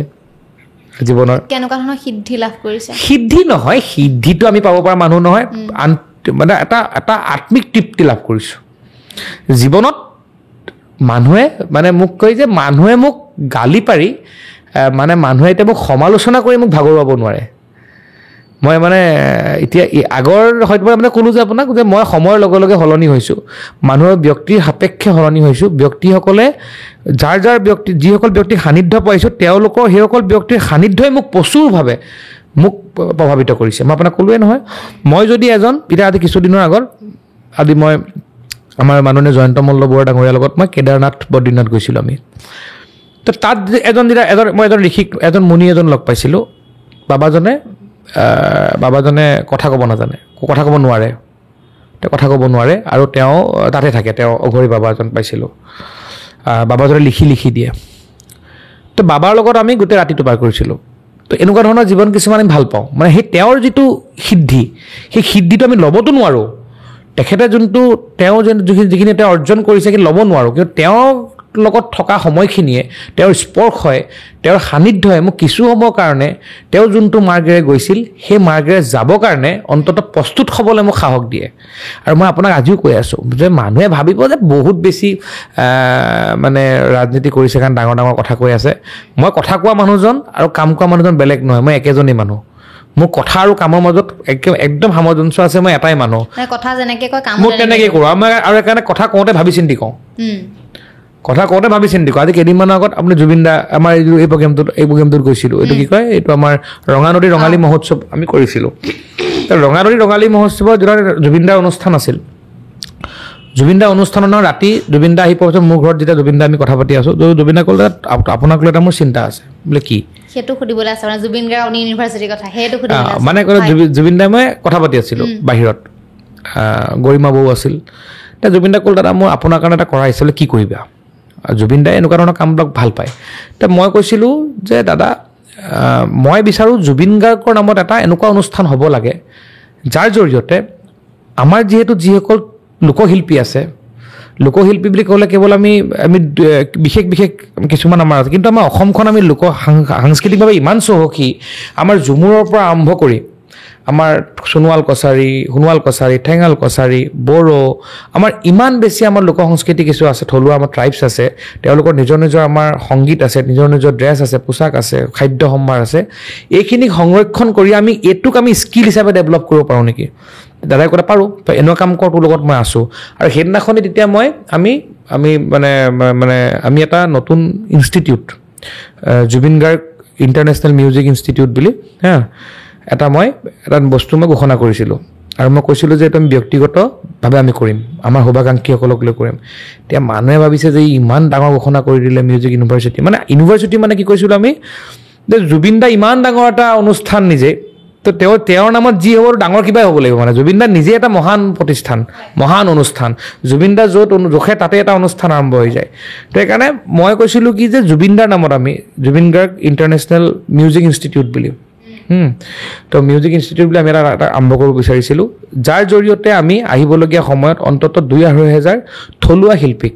লোকশিল্পীক আমি তাৰ জৰিয়তে আমি স্কিল কাৰণ আপুনি যদি আমি বাগান অঞ্চললৈ যায় তাত বহু ঝুমুৰ শিল্পী আছে কিন্তু তেওঁলোকৰ ডেন্সটোক বা তেওঁলোকৰ নৃত্যটোক এতিয়ালৈকে স্কিল হোৱা নাই মানে তেওঁলোক ফাইন হোৱা নাই কোনো প্ৰশিক্ষণ নাই তেওঁলোকৰ তো আমি তেওঁলোকক যদি প্ৰশিক্ষণপ্ৰাপ্ত কৰি আমি এখন চাৰ্টিফিকেট প্ৰদান কৰিব তেওঁলোকক আহিবলগীয়া সময়ত তেওঁলোক স্কিল হ'ব তেওঁলোক স্বীকৃতিপ্ৰাপ্ত হ'ব তো যাৰ জৰিয়তে মই ভাবোঁ যে সংগীত বহুতৰ কাৰণে কেৱল আমোদ দিয়া এটা বিষয় মই ভাবোঁ সংগীতক যিসকলে জীৱিকা হিচাপে লয় সেইসকল ব্যক্তিৰ কাৰণে এটা বটবৃক্ষ এই অনুষ্ঠানটো বটবৃক্ষ হ'ব আৰু সেই বটবৃক্ষ যেতিয়া সংগীতৰ বটবৃক্ষৰ কথা আহিব ভূপেন হাজৰিকাৰ পাছত অসমত জীৱিত অৱস্থাত থকা ব্যক্তিৰ বিৰুদ্ধে যদি ক'বলৈ যাওঁ বটবৃক্ষৰ কথাই যেতিয়া আহিব মই ভাবোঁ যে জুবিন গাৰ্গৰ নামতেই হ'ব লাগিব আহিবলগীয়া 50 বছৰলৈকে যেতিয়া সংগীতৰ ওপৰত কিবা চৰ্চা হ'ব সংগীতৰ ওপৰত যেতিয়া কথা হ'ব সেই জুবিন গাৰ্গক বাদ দি কেতিয়া অসমে চিন্তা কৰিব নোৱাৰে আৰু আমি জুবিন গাৰ্গৰ গান শুনি আমি পৃথিৱীক ভাল পাব শিকিছোঁ জুবিন গাৰ্গক ভাল পাই আমি জুবিন গাৰ্গৰ গান শুনি আমি পৃথিৱীক চাবলৈ শিকিছোঁ তো জুবিন দাই যদি কৈ দিয়ে হাঁহিলে মুকুতামণি হৰে আমি তেনেকৈ চাইছিলোঁ যে হাঁহিলে চাগে মুকুতামণি হৰে তো জুবিন দা আমাৰ কাৰণে এটা আৱেগ জুবিন দা আমাৰ কাৰণে এটা বটবৃক্ষ আৰু মই সেইকাৰণে কৈছিলোঁ যে যিসকল লোকশিল্পীয়ে আজি আপুনি যিসকল লোকশিল্পীয়ে হওক বা বাদ্যযন্ত্ৰীয়ে হওক বা শব্দশিল্পীয়ে হওক তেওঁলোকে কাম কৰে সেইসকল ব্যক্তিক স্বীকৃতি দিয়াৰ সময় হৈছে আৰু সেই স্বীকৃতি আহিবলগীয়া সময়ত জুবিন গাৰ্গ ইণ্টাৰনেশ্যনেল মিউজিক যি আমি ইনষ্টিটিউট কৰিবলৈ গৈ আছোঁ তাৰ জৰিয়তে হ'ব আৰু ইতিমধ্যে তাৰ কাম আমি আৰম্ভ কৰিছোঁ আমি বিভিন্ন ধৰণৰ ভাৰতবৰ্ষৰ বিভিন্ন ধৰণৰ 2-3জন মই ব্যক্তিৰ লগত কথা পাতিছোঁ তেওঁলোকক যেহেতু একাডেমিক পাৰ্টটোৰ কাৰণে কেনে কৰিব পাৰি কিন্তু আমি কৈছিলোঁ যে তাতে কিছুমান ডিপাৰ্টমেণ্ট ৱাইজ কিছুমান বিষয় থাকিব লাগে যেনেকৈ ঝুমুৰক লৈ এটা স্পেচিফিক এটা বিষয় থাকিব লাগে সোণোৱাল কছাৰী নৃত্যক লৈ ঐনিতমক লৈ এইবোৰৰ ওপৰত ৰিচাৰ্চ হ'ব লাগে এইবোৰৰ এটা ষ্টাডি হ'ব লাগে কাৰণ আপুনি যেতিয়া মোৰ ইচ্ছা আছিলে যে ৰঙানদী এটা ভিতৰুৱা অঞ্চল ৰঙানদীত জুবিন গাৰ্গ মানে জুবিন গাৰ্গ ইণ্টাৰনেশ্যনেল মিউজিক ইনষ্টিটিউটৰ জৰিয়তে মই ভাবোঁ অহা 10 বছৰৰ ভিতৰত অন্ততঃ 500গৰাকী মানে বাহিৰৰ পৰ্যটকে এই ইনষ্টিটিউটত অংশগ্ৰহণ কৰিবৰ কাৰণে আহিব মোৰ চিন্তা চৰ্চা তেনেকুৱা আছিল আজি ৰঙানদী ৰঙালী মহোৎসৱ এইবাৰ আমাৰ প্ৰায় গুজৰাট হাৰিয়ানা পাঞ্জাৱৰ পৰা প্ৰায় 20গৰাকী মানুহে চাবলৈ আহিছিলে আপোনালোকক মই কৈছিলোঁ তো মোৰ ইচ্ছা আছে অহাবাৰলৈ ৰঙানদী ৰঙালী মহোৎসৱক যাতে অসমৰ বিভিন্ন প্ৰান্ত যেনেকৈ আমাৰ অঞ্চলত ফাট বিহু হয় ফাট বিহু বুলি ক'লে আমাক নলবাৰীৰ পৰা মানুহে আমাক ফোন কৰি থৈ যে এবাৰ ফাট বিহু চাবলৈ যাম মোৰ ইচ্ছা আছিলে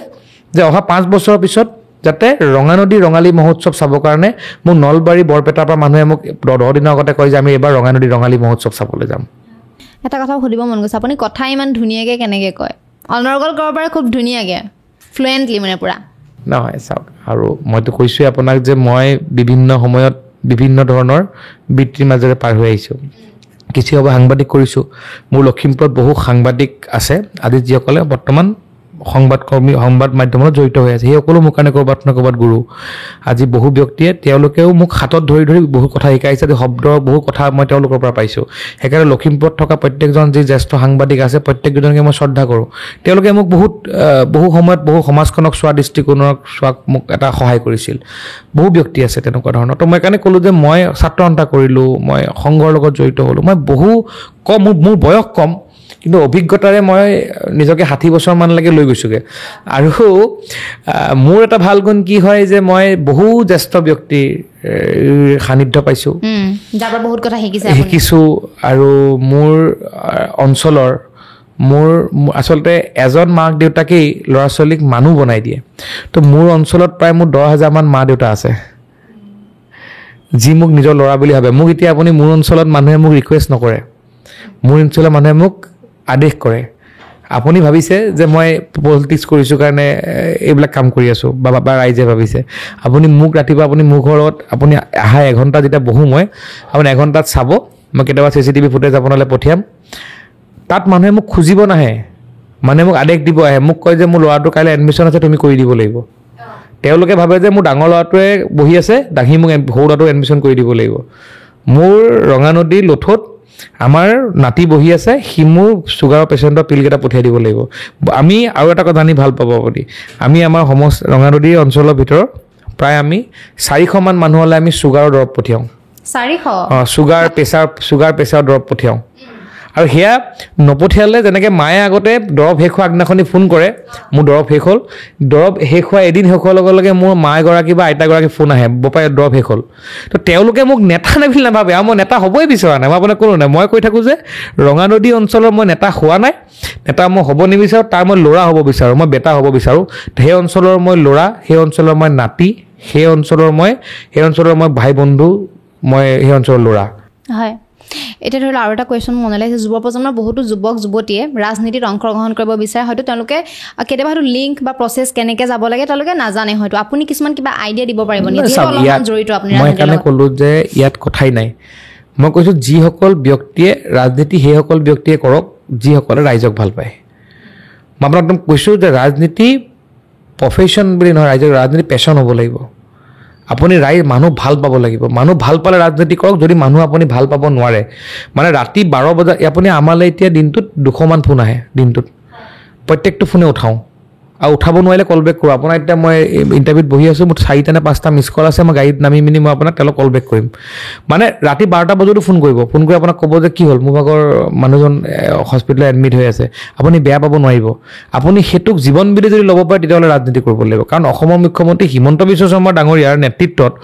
আজি দিলীপ শইকীয়া ডাঙৰীয়া জয়ন্ত মল্ল বৰুৱা ডাঙৰীয়া মানৱ ডেকা ডাঙৰীয়া পি ৰাজুকা ডাঙৰীয়া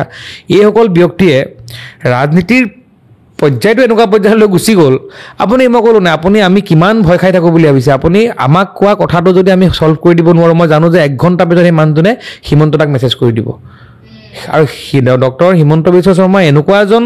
মানে এক্টিভ মানুহ যে মুখ্যমন্ত্ৰী হৈ থকাৰ পাছতো 1,500-2,000 মান মানুহক দিনটোত হোৱাটছএপত ৰিপ্লাই কৰে এইটো শুনিছোঁ দেই বহুত আপুনি কেতিয়াবা মই আপোনাক শুনিছোঁ আপুনি কৈছোঁ আপুনি কেতিয়াবা মেছেজ কৰি চাব ৰিপ্লাই আহিবই মানে মই ক'লো নহয় যদি তেওঁ যদি বিশেষ কোনো কাৰণত তেওঁ যদি আউট অফ নেটৱৰ্কৰ ৰেঞ্জত যদি নাথাকাকৈ থাকে তে বেলেগ কথা আদাৰৱাইজ আপুনি গুড মৰ্ণিং গুড ইভিনিং দিলে বা বিহু শুভেচ্ছা দিলে হয়তো মেছেজ আহিবনে মই নাজানো কিন্তু আপোনাৰ বিশেষ কিবা স্বাস্থ্যজনিত বা বিভিন্ন ধৰণৰ অসমৰ কেন্দ্ৰিক বা আপোনাৰ নিজৰ সমস্যা কেন্দ্ৰিক যদি সমস্যাৰ কাৰণে যদি অসমৰ মুখ্যমন্ত্ৰী হিমন্ত বিশ্ব শৰ্মাক আপুনি মেছেজ কৰিছে মোৰ বিশ্বাস আছে আপোনালৈ সেই মেছেজৰ ৰিপ্লাই আহিব আৰু নহ'লে ওচৰৰ আশে পাশে থকা হয়তো DC বা SP ফোন আহি আপোনাৰ প্ৰব্লেমটো ছল্ভ হৈ যাবলৈ আছে মই বহু এনেকুৱা সমস্যা দেখিছোঁ মানুহে মেছেজ কৰাৰ লগে লগে পিছ মুহূৰ্ততে আহি তাৰ জিলা প্ৰশাসনৰ পৰা তেওঁলোকৰ লগে পাই যায়হি আহি কেনেকৈ থাকিব পাৰে মানে গোটেই মানে সেইকাৰণে ক'লোঁ যে কিছুমান মানুহক সময়ৰ লগে লগে ভগৱন্তই পৃথিৱীলৈ পঠিয়ায় আৰু মোৰ দৃষ্টিত মইতো ক'লোৱেই যে মোৰ দৃষ্টিত মোৰ মা দেউতাৰ মাৰ পাছত হিমন্ত বিশ্ব শৰ্মাটো মোৰ কাৰণেতো ভগৱান বুলি ক'লেও ভুল নহ'ব আজি ক'লে ক'ব যে ইয়াক ইলেকশ্যন খেলিবৰ কাৰণে বা ইলেকশ্যন সি তেল মাৰিছে নহয় হিমন্ত বিশ্ব শৰ্মা মোৰ কাৰণে সঁচাকৈ ভগৱান কাৰণ মই যি মোক পুনৰ জীৱনদান দিছে সেইটো শুনাত বেয়া হ'লেও এইটো সঁচা কথা আজিৰ তাৰিখত মই কৈছোঁ ন সেইকাৰণে ক'লোঁ যে আজি মানৱ ডেকা ডাঙৰীয়াই মোক নিজৰ ভায়েকৰ নিচিনা নিজৰ ল'ৰা নিচিনাকৈ মোক এডভাইচ কৰে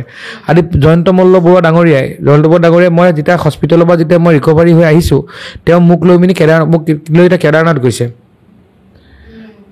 আজি পীয়ুষ হাজৰিকা ডাঙৰীয়াই প্ৰত্যেকটো মুহূৰ্তত আমি কেনেকৈ আগবাঢ়িছোঁ কেনেকৈ কি কৰিছোঁ প্ৰত্যেকটো মুহূৰ্তত তেওঁ আমাক লৈ সচেতন হৈ থাকে তো এজন অভিভাৱক হিচাপে তেওঁলোক এজন মানুহৰ অভিভাৱকেই মানুহৰ জীৱন সলাই দিব পাৰে আমি এনেকুৱা এটা অভিভাৱকৰ মই যিসকল সান্নিধ্য পাইছোঁ মই কিমান পৰম সৌভাগ্যৱান হ'ব লাগিব আৰু মই সেইকাৰণে কওঁ যে আজি এই কম বয়সত মই যিমান অনুষ্ঠান প্ৰতিষ্ঠান মহান অনুষ্ঠানৰ লগত জড়িত হৈছোঁ এয়া পুণ্যৰ ফল হ'ব লাগিব আৰু এয়া মোৰ পুণ্য হ'ব নোৱাৰে কাৰণ মই 37 বছৰ বয়সত মই বা 36 বছৰ বয়সত এতিয়া মোৰ 36 হৈছে তো 36 বছৰ বয়সত মই ইমান বেছি পুণ্য অৰ্জন কৰা নাই যে মই ইমানখিনি আশীৰ্বাদ পাইছোঁ এয়া মোৰ মা দেউতাৰ পুণ্য এয়া মোৰ মা দেউতাই কৰি যোৱা পুণ্য হ'ব মোক বহু লোকে কয় যে তোমাৰ দেউতাই আমুক কাম কৰিছিল তামুক কাম কৰিছিলে মই ভাবোঁ যে মোৰ দেউতা আমাৰ পুণ্য এই দেউতা আমাৰ পুণ্য ফল মই পাইছোঁ আৰু মই আজি যি কৰি আছোঁ সেয়া মোৰ উঠি অহা প্ৰজন্মই আহিবলগীয়া সময়ত সেই ফল পাব বুলি ভাবোঁ আৰু সেইকাৰণে মই বুজি পাওঁ যে আহিবলগীয়া সময়ত আপোনাকো মই কওঁ যে আপুনি যোনটো মাধ্যমৰ লগত জড়িত হৈ আছে সেই মাধ্যমৰ জৰিয়তে হওক বা যেনেকৈ ধৰণে হওক অন্তত আমি কিছুমান এনেকুৱা কাম কৰাৰ প্ৰয়োজন আছে যি কামে অন্তত ৰাতি যেতিয়া বিচনাখনত শুওঁতে টোপনিটো ভালকৈ আহে সেইটো হয় যে আজি দিনটো এটা ভাল কাম কৰিলোঁ বাকী সময়খিনিত আমি অভিনয় কৰি চলি থাকিব পাৰিম কিন্তু নিজৰ মাজত অভিনয়টো কৰিব নোৱাৰিম কাৰণ আমি মিছা মানুহক ক'ব পাৰিম নিজকতো মিছা ক'ব নোৱাৰি তো সেইকাৰণে মই বুজি পাওঁ আৰু চাওক মইতো আৰু সনাতনী এজন যুৱক মই বিশ্বাস কৰোঁ মই ভগৱান বিষ্ণুক বিশ্বাস কৰোঁ আৰু বিষ্ণুৰ হাতত চাৰিবিধ থাকে শংখ পদ্ম গদা চক্ৰ থাকে সমাজৰ উন্নয়নৰ ছাত্ৰত যিমান দিনলৈকে পদ্ম আৰু শংখ দি কাম চলি আছে কৰি আছে কেতিয়াবা যদি গদা আৰু চক্ৰও ল'ব লাগিব কাৰণ আমাৰ সময়ৰ লগে লগে কাৰণ মইতো বুজোঁ যে মোৰ আৰাধ্য দেৱতাসকলে আজি মা দুৰ্গাই হাতততো অস্ত্ৰ এনেই লৈ থকা নাছিল কাৰণ সময় কেতিয়াবা যদি আহে আপুনি দেখিছে যে এতিয়া আমাৰ সমাজত আমি বহুত বস্তুৰ সংস্কাৰৰ প্ৰয়োজন আহি পৰিছে মই ভাবোঁ এনেকুৱা এখন অসম অহাৰ প্ৰয়োজন আছে যাতে ৰাতি 12 বজাত আপুনি যেতিয়া হিমাশ্ৰীয়ে যেতিয়া 12 বজাত স্কুটি এখন লৈ ইয়াৰ পৰা মালিগাঁৱলৈ যাব পৰা পৰিৱেশ মোৰ অসমত হ'ব লাগিব আমাৰ অসমত হ'ব লাগিব সেইটো কিন্তু বহুত গুৰুত্বপূৰ্ণ আজি আমাৰ ৰঙানদী অঞ্চলত যাতে ৰাতি 8 বজাত মোৰ ভনী এজনীয়ে যাতে ইখন গাঁৱৰ পৰা সিখন গাঁৱলৈ যাওঁতে শংকিত হ'ব নালাগে যে মোৰ কিবা অসুবিধা হ'ব নেকি তেনেকুৱা এখন অসম হ'ব লাগিব অসমীয়াৰ সংস্কৃতি আছে অসমীয়াৰ ইতিহাস আছে অসমীয়াই আমি লাচিত বৰফুকনৰ আমাৰ ইয়াত আমি তেওঁৰ কথা কওঁ আমি চিলাৰায়ৰ কথা কওঁ আমি সতী সাধনীৰ কথা কওঁ আমি মূলা গাভৰুৰ কথা কওঁ তেনেকুৱা এখন ৰাজ্যত আমাৰ নাৰী আমাৰ মহিলাসকলে মৰ্যাদা পাব লাগিব তেওঁলোকক সুৰক্ষিত হ'ব লাগিব আমি তেওঁলোকৰ কাৰণে কাম কৰিব লাগিব সেই সুৰক্ষাৰ দিশে অসমৰ মুখ্যমন্ত্ৰী হিমন্ত বিশ্ব শৰ্মাই তীক্ষ্ণভাৱে কাম কৰিছে আৰু মই ভাবোঁ লাহে লাহে আমি দেখিবলৈ পাইছোঁ তেনেকুৱা পৰিৱৰ্তন আহিছে কিন্তু আৰু পৰিৱৰ্তনৰ প্ৰয়োজন আছে তাক আমি যুৱ প্ৰজন্মই যিসকলে ৰাজনীতি কৰিছোঁ ৰাজনৈতিকভাৱে যিসকলে সমাজৰ লগত জড়িত হৈ আছে সমাজৰ আজি বহু ভাল ব্যক্তি ওলাই আহিছে যিসকলে ছাত্ৰ সন্থাৰ জৰিয়তে আহিছে যুৱ ছাত্ৰ পৰিষদৰ জৰিয়তে আহিছে আজি কোনোবাই অসম সেনা কৰিছে কোনোবাই আহোম সেনা কৰিছে বিভিন্ন ধৰণৰ যোগেদি আহিছে তো তেওঁলোকেও ভাল কাম কৰিছে ভাল তেওঁলোকৰ সমাজখনৰ পৰা দায়বদ্ধ ব্যক্তি আগবাঢ়ি আহিছে কিন্তু মই ভাবোঁ যে আমি কেৱল কিছুমান শ্লোগানেৰে সমাজখন বেছি দিন বচাই থাকিব নোৱাৰিম আছে হেংদাং লোৱা নাই ল'লে হেংদাং ৰক্ষা নাই সঁচা কথা কিন্তু এইটো ৰাজপথত নহয় আমি কামে কাজে কৰিব লাগিব বজাৰ আমাৰ পথাৰ আমাৰ এইটো কেৱল মই বৰ্ডত লিখিলে নহ'ব সঁচাকৈ আমি কৰিছোঁ নাই আমি সঁচাকৈ কৰিব পাৰিছোঁ নাই মই মোৰ ঘৰত যদি 4টা গছ জলকীয়া পুলি ৰুগালে 4টা জলকীয়া পুলি ৰুলে মোৰ বছৰটো জলকীয়া খাবলৈ হৈ যায় কিন্তু সেই জলকীয়া পুলি 4টা পুলি ৰুবলৈ মোৰ সময় নাই মই জলকীয়া 10 টকা দি কিনি আনি খাম সেই মানসিকতাৰ পৰা আঁতৰি যদি আমি কাৰণ আপুনি দেখিছে যে কেঞ্চাৰৰ যিটো গতিত প্ৰকোপ বাঢ়িছে আমাৰ গোটেই খেতি পথাৰবিলাক ইতিমধ্যে আপোনাৰ যিবিলাক আমাৰ সাৰৰ ফলত আমাৰ অঞ্চলবিলাকত আপোনাৰ মোৰ এটা অঞ্চল আছে ৰাণাবাৰী বুলি ৰাণাবাৰীত এতিয়া প্ৰায় মানুহৰ ঘৰে ঘৰে লাহে লাহে কেঞ্চাৰৰ প্ৰকোপ বাঢ়িছে এইবোৰ আমাৰ কাৰণে চিন্তাৰ বিষয় আমি কেৱল এটা বিষয়তে আমি লাগি থকা নাই আমি অকল ৰাজনীতি কৰিছোঁ সেইটোৱে নহয় আমি বহু ধৰণৰ চিন্তা উঠি অহা প্ৰজন্ম আজি মোৰ মায়ে বা দেউতাই 80 বছৰ জীয়াই আছিলে আপুনি মই 80 বছৰ জীয়াই থাকিব পাৰিম তাৰ চিন্তা হৈ গৈছে কাৰণ আপুনি মই কি খাইছোঁ আপুনি মই চব্জিৰ নামত বিষ খাই আছোঁ ফল মূলৰ নামত বিষ খাই আছোঁ আজি আপুনি আমাৰ খাদ্যৰ নামত বিষ খাই তাৰ ওপৰত আমি চিন্তা কৰিছোঁ নাই তাৰ ওপৰত যদি চিন্তা কৰি ৰাজনীতি কৰক মইতো কওঁ হিমাশ্ৰীও ৰাজনীতি কৰক তেনেকুৱা ধৰণৰ ৰাজনীতি তো ৰাজনীতিৰ বিষয়বস্তুবোৰ হৈছে কেৱল ভোট ল'ম ৰজা হ'ম দিছপুৰত বহিম সেই ৰাজনীতি নহয় মোৰ কথাটো হ'ল একেবাৰে বজাৰত বহি থকা ব্যক্তিজনৰ পৰা একেবাৰে ওপৰত বহি থকা শিক্ষকজনলৈ কাৰণ আমি লাহে লাহে আমাৰ অঞ্চলবোৰত কি হৈছে ডক্টৰ ইঞ্জিনিয়াৰ প্ৰফেচাৰ বা ডাঙৰ ডাঙৰ বা ব্যক্তি বহুত ওলাইছে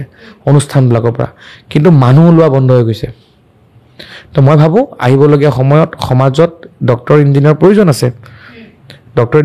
আছে ACS অফিচাৰ IAS অফিচাৰৰ প্ৰয়োজন আছে কিন্তু আটাইতকৈ বেছি প্ৰয়োজন আছে মানুহৰ যে মানুহক যিজন মানুহ এনেকুৱা হ'ব লাগে যে যাক অন্য এজন ব্যক্তিক দেখিলে মোৰ বহুত বিষ হয় যে এওঁৰ দুখ হৈছে লাহে লাহে আমি ইমান বেছি ক'ৰবাত এখন মানে যান্ত্ৰিকতা পৃথিৱীত সোমাই পৰিছোঁ যে আমি নিজৰ মাজত ইমান বেছি সীমাবদ্ধ হৈ গৈছোঁ যে নিজৰ মা দেউতাৰ কাৰণে আমাৰ সময় নাইকিয়া হৈছে আমাৰ লগৰ বন্ধুৰ কাৰণে সময় নাইকিয়া হৈছে মইতো গৌৰৱেৰে কওঁ আজি যেতিয়া মই মোৰ ক্লাছ 8ৰ মই ক্লাছ 4ত 5ত পঢ়া বন্ধুজনে মোক ফোন কৰে মোৰ ভাল লাগে তাৰ লগত কথা পাতি কাৰণ কিয় যে সি মোৰ অতীতটো মনত পেলাই দিয়ে আজি আপোনাৰ ইয়ালৈ আহি থাকোঁতে মই মোৰ ভাইটিক আৰু মোৰ ড্ৰাইভাৰজনক মই দেখাই আহিছিলোঁ এই অঞ্চলত মোৰ এনেকুৱা দিন আছে যে মই 3টা দিন মই ভাত নোখোৱাকৈ ইয়াত গুৱাহাটীত আছিলোঁ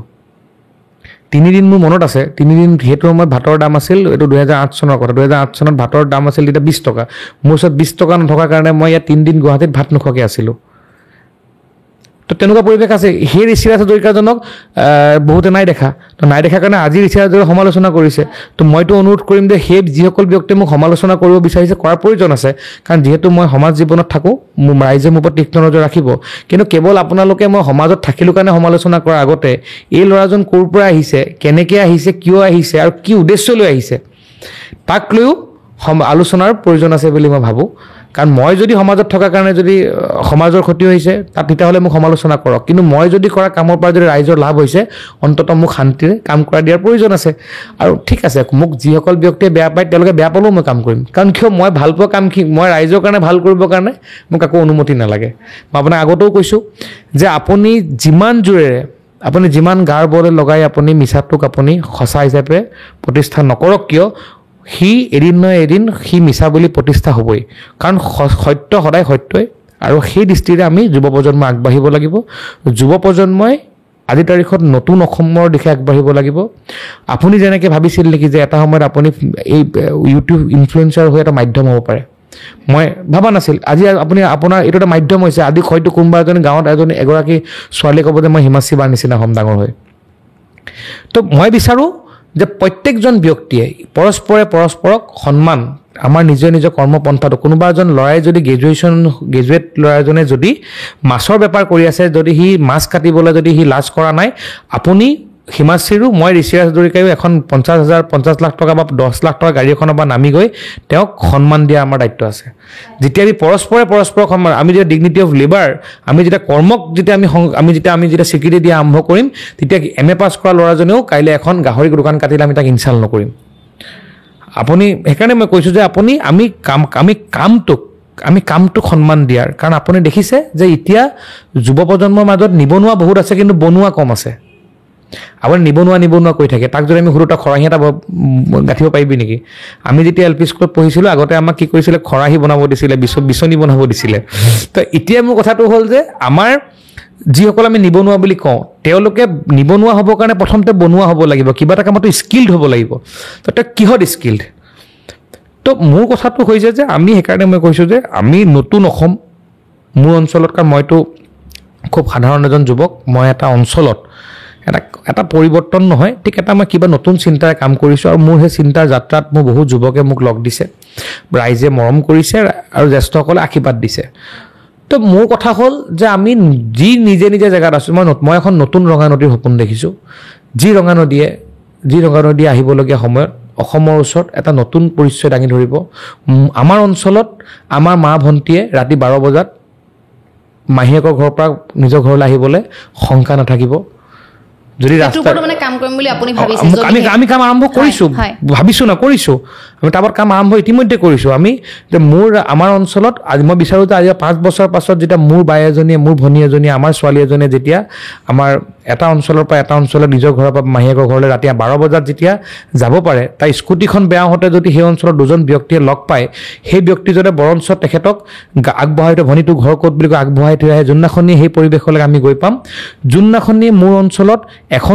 এজনো ব্যক্তি বৃদ্ধাশ্ৰমলৈ যাব লগা পৰিৱেশ নহ'ব আমি তেওঁৰ মানে ল'ৰা ছোৱালীয়ে নিজৰ